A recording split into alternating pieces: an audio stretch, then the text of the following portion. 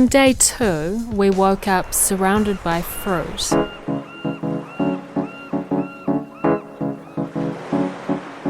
I'm not actually sure what this place was called, but this was the sign out the front. We paid $20 to stay here for the night. It was a beautiful day in Paihia. This area is called the Bay of Islands. Back in Auckland, we visited a police station to talk about keeping safe while travelling around New Zealand. Some people have asked me if New Zealand's a safe country, so I asked a police officer the same question. New Zealand is a safe country. I mean, you have issues in any country, anywhere you go, but generally speaking, New Zealand is a very safe country, very low crime rates, and the general population of New Zealand is very friendly. People just need to take common sense precautions. If you're driving around in a vehicle, don't leave valuables on display, don't park somewhere and leave your GPS units or your handbags or expensive cameras on the front seat and leave them unattended. Just common sense precautions that you'd probably take at home. We would urge people to do the same thing in New Zealand. Mark's originally from England and he moved to New Zealand 8 years ago. He said the Bay of Islands was his favourite part of New Zealand. For me personally, and I've been from Cape Reinga in the north down to Bluff in the south, and pretty much everywhere in between, and there are so many places that are just stunningly beautiful, but my personal favourite has to be the Bay of Islands. If I have a holiday destination or I've got some time off, that's where I head with the family, and it's just stunning. Just one of the most beautiful places in the whole world. After a quick swim, we drove up the road to the Waitangi Treaty grounds. This is where a famous document called the Treaty of Waitangi was first signed on the 6th of February 1840. It's free to get in if you're a New Zealand citizen or resident, but you get a magnet and a couple of guidebooks if you give them a koha. I had a bit of a look around the shop and I bought a postcard and some stamps. Then I checked out copies of the famous treaty and some weapons which belonged to Honeheke. He's the guy who kept chopping down the British flag back in the 1800s. William Hobson was one of the people who wrote the Treaty of Waitangi. He was an Irish guy who came to New Zealand in 1837 and became the governor.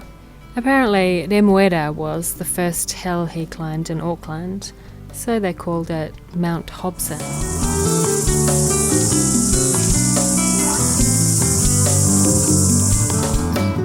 This waka was launched in 1940, 100 years after the treaty was signed.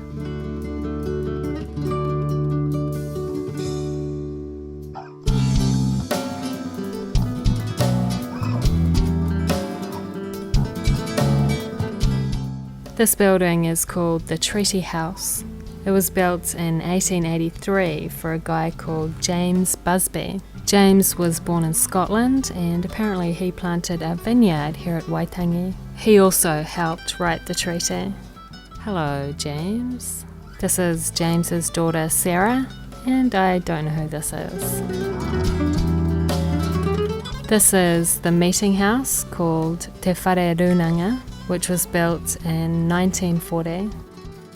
It's full of beautiful whakairo, tukutuku, and kowhaiwhai.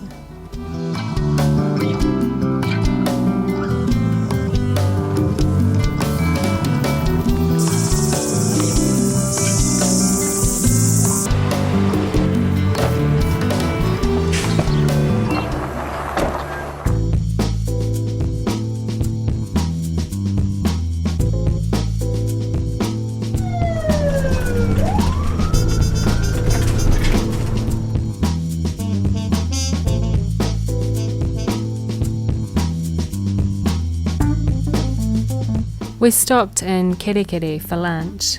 We found a nice place to park and opened our grocery box, which was waiting for us in our motorhome when we picked it up. It was full of delicious food. We met the owners of Holiday Grocery Boxes in Auckland. They said they started the business about 3 years ago after facing challenges when travelling with family members who had food allergies. They said the grocery box has enough food for at least the first 3 days of your trip, and the idea is to make travelling easier. A lot of people that don't speak English as a primary language are really attracted to our service because it's so much harder to go into a supermarket, turn the back of a package over and work out what's in it, or to understand what the food is that you're buying. So you can go to our website, have a look at the product in slow time, translate it if you need some help, and it makes it so much easier for your first three days. We've had customers from all over the world, which is really great, mostly from Europe and all the different European countries, but it's just knowing that you can create a good start to their New Zealand holiday, because it is hard, especially if they don't speak English. And it's really nice to know that maybe we've had a little part in helping them get to know New Zealand and what's there, and starting them the best way on their holiday. We ordered a vegan grocery box. Obviously, going to the supermarket in New Zealand isn't difficult for me, but I'm not a fan of supermarket shopping, so it was really nice to have food delivered. And it was also fun to try stuff that I'd never eaten before. After lunch, I decided to put on a t-shirt because my shoulders were getting fried in the sun. And we checked out the Stone Store, which was apparently built in the 1930s by an ex-convict. They had some pretty cool things for sale. Next door we saw the Kerikeri Mission House, which is also called Kemp House, which was built in 1822 and is New Zealand's oldest building.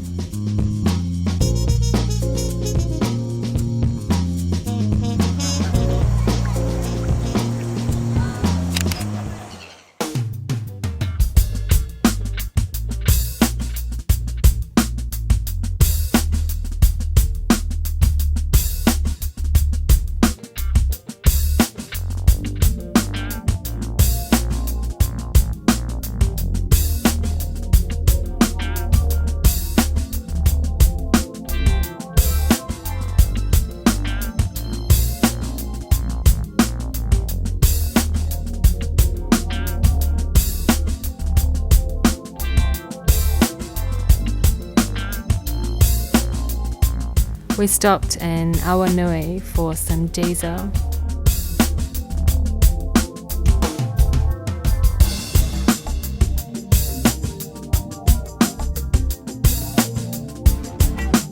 And we also stopped in Hauhora to post our postcard.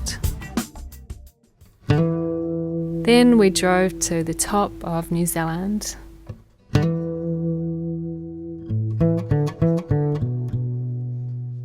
Northland looked so beautiful in the soft light of the setting sun.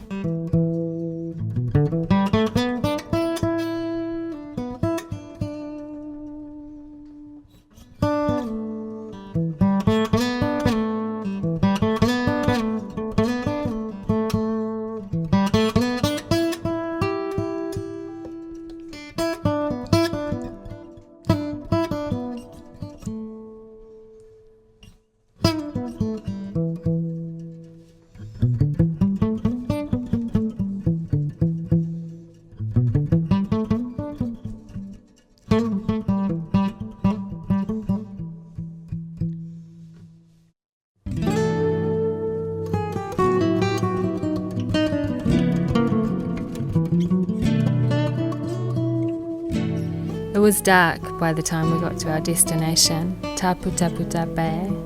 We used food from the grocery box to make dinner.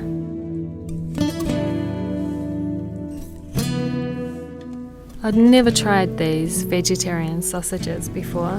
They were basically flavoured tofu in the shape of a sausage. So delicious.